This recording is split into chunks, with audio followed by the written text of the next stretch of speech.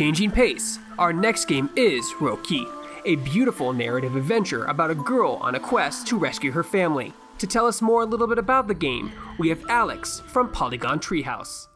My name's Alex, I'm one of the founding members of Polygon Treehouse, and we're making our debut indie game, which is called Röki.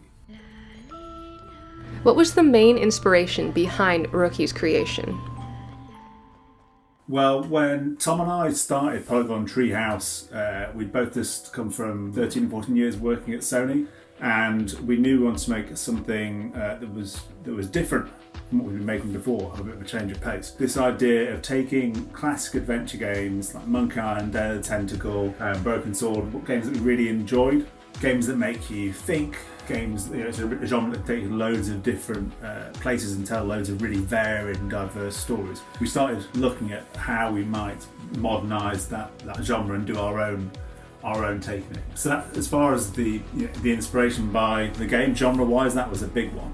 Where was it going to be set? What were you going to be doing? We had quite a few different ideas, but they all quickly faded into the background once we stumbled across Scandinavian folklore. Can you expand upon some of the Scandinavian folklore themes present in Röki? It was the monsters that really excited us. In lots of games you encounter monsters, but you're trying to beat them up or chop their heads off. We like the idea of, hang on a minute, in our game when you meet a monster, maybe like the lion with the thorn in their paw, maybe if you can help them, then maybe they're not quite so scary, and actually maybe the reason why they're acting scary is, there's an underlying issue there, something that they're dealing with. So we really like this idea of meeting misunderstood monsters and helping them rather than harming them.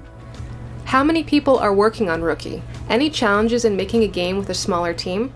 So Tom and I came, and actually a few of the other team members worked at Sony in the Cambridge studio. It was quite a large art team at our disposal to manage. One of the nice things about going indie is getting much more hands-on with creating artwork and design, and that's one of the things we both really relish. So we've kind of reverted back to our original art roles, so I do all the character animation on the game, Tom does all the environments and a lot of the design work. Then there is a wider team of people who work part-time on the game, so maybe 8 people part-time, various parts of the world. We all work remotely. Here you can see my creative space, my cave, where I create all the creatures and animations for the game. But yeah, being a small team has been really great for us. It's allowed us to work really fast, be quite experimental with what we're doing and trying different things out.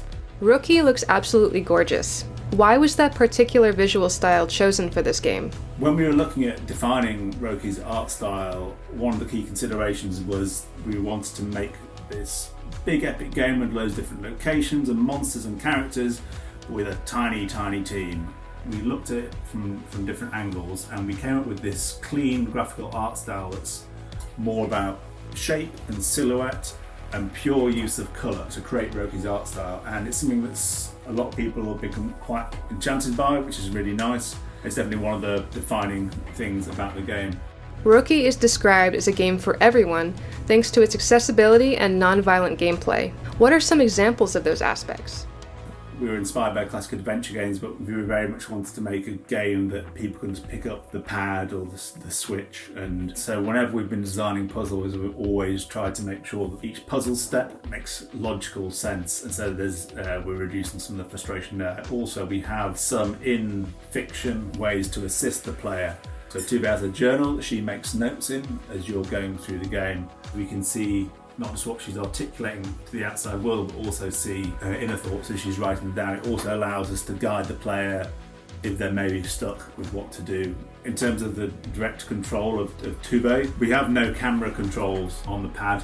It's taken for granted sometimes that people have that pad skill to be able to do a third-person camera themselves, and actually a lot of people don't have that skill or find it a bit awkward. It allows us to be much more cinematic with the camera. It gives us an extra storytelling tool to play with, which is cinematography, so that's a double win. So on Röki, what we've done a lot of the time when you're exploring the game, we'll have predatory cameras, so we'll stick cameras somewhere in the rafters of a building or in the undergrowth, and they will track Tove and almost watch you as you're moving around the environment.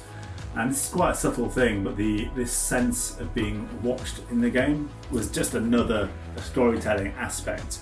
The game centers on Tove, a young girl who sets off on an adventure to save her family. What else should we know about Tove's character and personality? In a lot of the old folk tales, the heroes were often children. And the fact that Tove is young, and she's not jaded by life, that she can look at these creatures, with their many eyes, with their tentacles, with their scary teeth, and see past the monstrous image and really connect with people or monsters. We start off the story and she's kind of the primary carer of her younger brother Lars.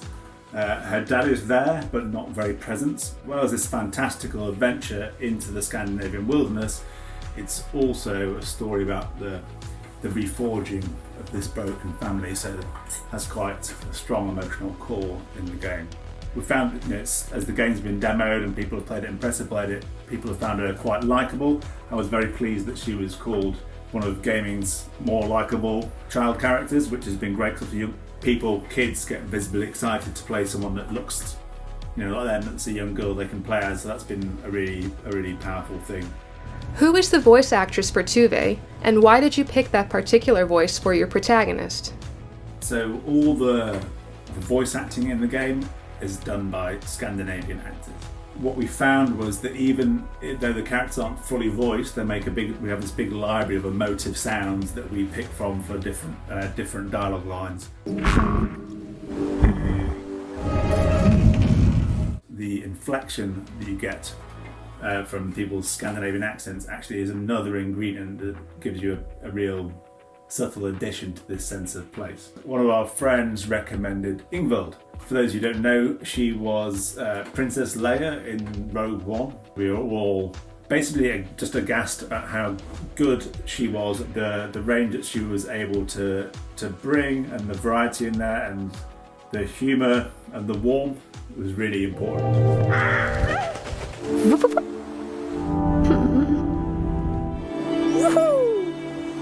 Well done, Ingvild. Can you tell us more about the sort of creatures and monsters Tove may encounter in Röki? Well, I don't want to spoil too much. There's been a few creatures that were revealed already. Some of the Scandinavian staples like trolls, tomtes, like house spirits who you can cheese off, and so you have to be careful that you treat them with respect. Basically, we've looked at the creatures that would really appeal to us from Scandinavian folklore and very much done our own spin on. So whether it's their appearance or how they move, we've always tried to bring some of ourselves into those characters to build the cast of creatures in the game. Well, some of the key characters in the games are the Jotun, who's these huge animals. You've seen in the trailer a giant wolf, and we've shown off a giant raven recently. Yeah, I won't say too much about them, but they're ancient creatures, a bit cranky, very cool. Finally, when is Röki scheduled to release, and on what platforms? The game was selected by Nintendo to be shown as part of the Indie World live stream at Gamescom, so we're going to be launching on Nintendo Switch and on Steam. We're close to the end of development now, so it's quite an exciting time. It will be out this year, and relatively soonish, but we just want to make sure that we're happy with the adventure that we're going to be taking you on.